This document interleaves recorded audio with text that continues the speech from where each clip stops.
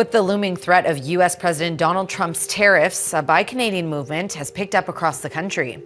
You may have noticed it when you go into grocery stores or supply shops, a tag that tells you if the product you're about to pick up is made in Canada. This bullying, we're a tenth of the size of that country, 300 million or 400 million people in the States and about 40 million in Canada, but we picked no fight. But it just keeps coming to us. A silent shift. How Canadian shoppers are quietly impacting the U.S. border economy. As U.S. President Donald Trump's tariff policies hang in the air, a quiet but strong movement is spreading across Canada. You might notice it in grocery stores or local markets, small signs showing that a product is made in Canada. Canadians aren't looking for a fight. With only around 40 million people compared to America's 300-400 million, many feel they're being pushed around. Just 6 months ago, Walmart's parking lot in Buffalo was packed with cars from Ontario. Now it looks deserted. In the first 2 months of 2025, over 35,000 Canadian vehicles disappeared from those lots, causing at least $5 million in lost tax revenue for U.S. border towns, and that's just the beginning. So where did all that Canadian spending go? There were no protests, no trending hashtags, just wallets that stopped crossing the border. This quiet response is being called a silent boycott. Big chains like Walmart, Target, and Macy's are feeling the sting, as Canadian buyers slowly stop choosing U.S. goods. In this story, we're not just looking at shrinking sales numbers.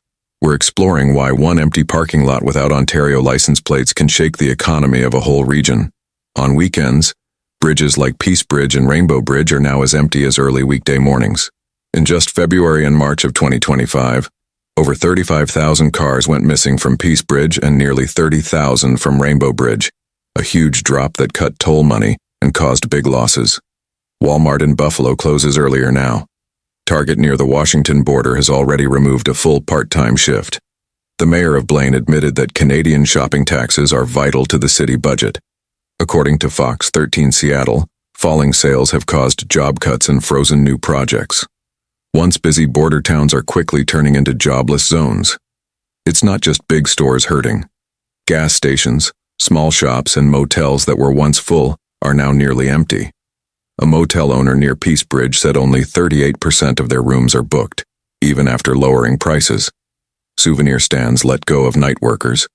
Every liter of unsold gas and every missed coffee order adds up, hitting the sales taxes Erie County depends on. Inside Erie County's budget office, the 2025 numbers are written in red ink. Sales tax income is down over $22 million from last year's estimate, a drop that seems small on paper, but is big enough to delay road repairs and library funding. By mid-February, another $4.9 million vanished. If the trend continues, Erie County could lose $41 million by the end of the year, almost as much as the entire winter road budget. Every Ontario car that skips a trip to Buffalo costs the area tax money. It's not just a number. It affects real services like hospitals and roads. Yet Canadians aren't marching in the streets. They're simply not shopping in the U.S. This quiet boycott is hitting harder than loud protests. Walmart is dimming lights. Target is cutting hours. Motels have vacancy signs year-round. This isn't about prices or currency anymore. It's about how people feel. Canadians are turning away from cross-border shopping.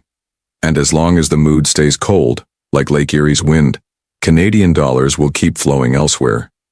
Maybe to Vancouver, maybe to local online stores, but not across the border. A short drive that used to save Canadian families money now costs more. The Canadian dollar is weak, now worth only 0.733 USD. Filling a minivan near the bridge now costs over 1.55 CAD per liter. Add $8 USD for the bridge toll and $100 CAD in gas, and the savings vanish before you even shop. Coming back into Canada is tougher too. Since April 2025, Canada placed a 25% surtax on many U.S. products if travelers bring back more than their duty-free limit. That $40 bottle of makeup now includes tax, fees, and exchange charges, turning a cheap deal into a pricey regret. Many Canadians say they lose money compared to buying locally. Meanwhile, Canadian stores are stepping up. Walmart Canada launched discounts on basic goods, claiming families can save $450 CAD a year. Other stores froze prices, turning local shops into discount hubs. The weekly Buffalo trip is now seen as a hassle, not a bargain. A survey shows 71% of Canadians plan to cut back on U.S. food purchases in 2025. Around 25% say they'll stop long-term, taking $15–20 billion CAD away from American stores. There's also a growing sense of pride. In February, a poll showed 78% of Canadians prefer local products, and 59% would avoid anything with the U.S. flag on it. From dairy to denim, made in Canada, now feels like a quiet act of loyalty.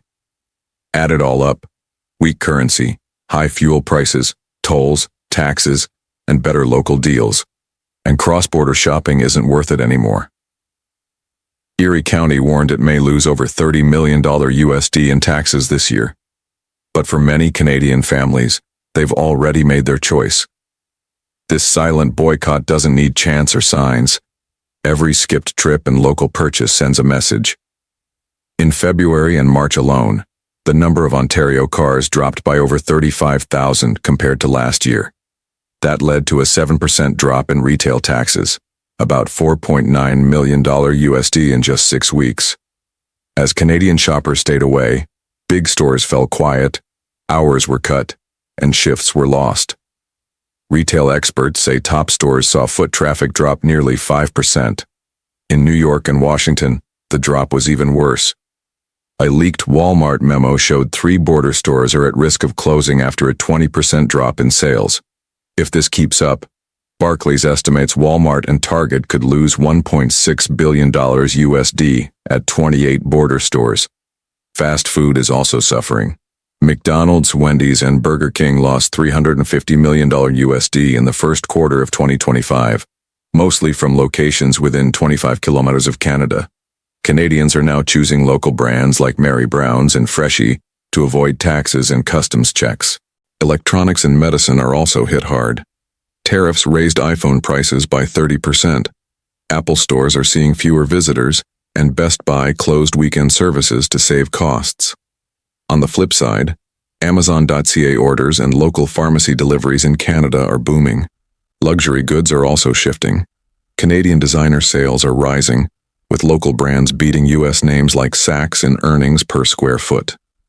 In Niagara, New York, Gucci lost 60% of weekend customers. Staff now rotate fewer days to avoid being laid off.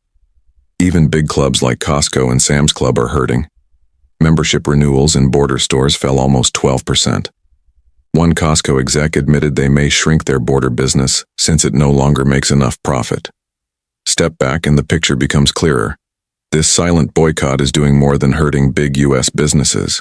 It's breaking the support system built around border shopping: gas, hotels, souvenirs, even mailbox rentals. As Canadians stay home, entire economic chains begin to fall apart. No one is yelling in protest. Yet every car that doesn't cross the bridge is shaking the U.S. economy. Jobs disappear. Road funds dry up.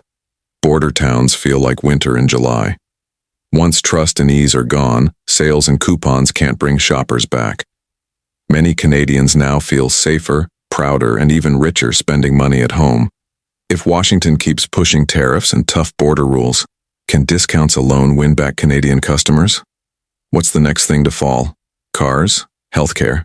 Maybe even U.S. colleges? Let's keep watching. Like, share, and subscribe so we can follow this quiet shift before the next wave of red numbers shows up at the door.